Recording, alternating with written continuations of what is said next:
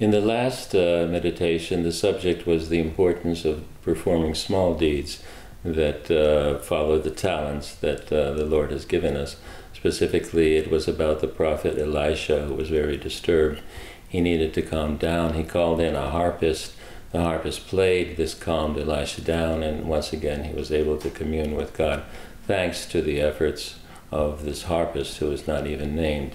And so this next meditation is also on that same topic, the importance of doing small deeds. The specific scripture that this meditation is about is the second letter of St. Paul to the Corinthians, chapter 4, verse 7, and the scripture is the following: "But we have this treasure in jars of clay to show that this all-surpassing power is from God and not from us."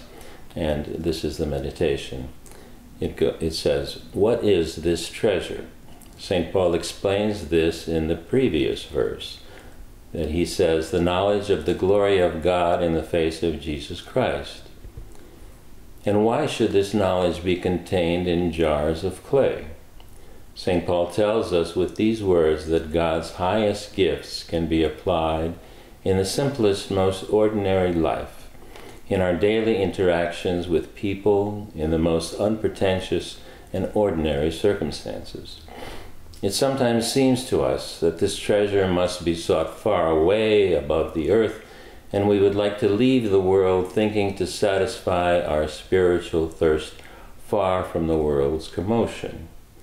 But in avoiding the difficulties and unavoidable struggles which we are subjected to living among people, we distance ourselves from the grace which God is prepared to give us in these struggles, in all of life's difficulties, in the interaction with people, which often leads to petty conflicts.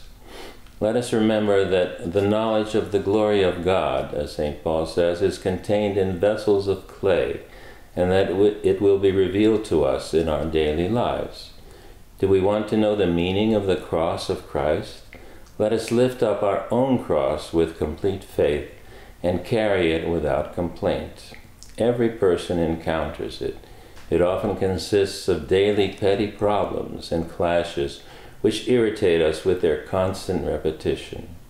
Perhaps this is the very cross which we would gladly exchange for someone else's, which will actually lead us to our treasure, to the, as St. Paul says, knowledge of the glory of God in the face of Jesus Christ.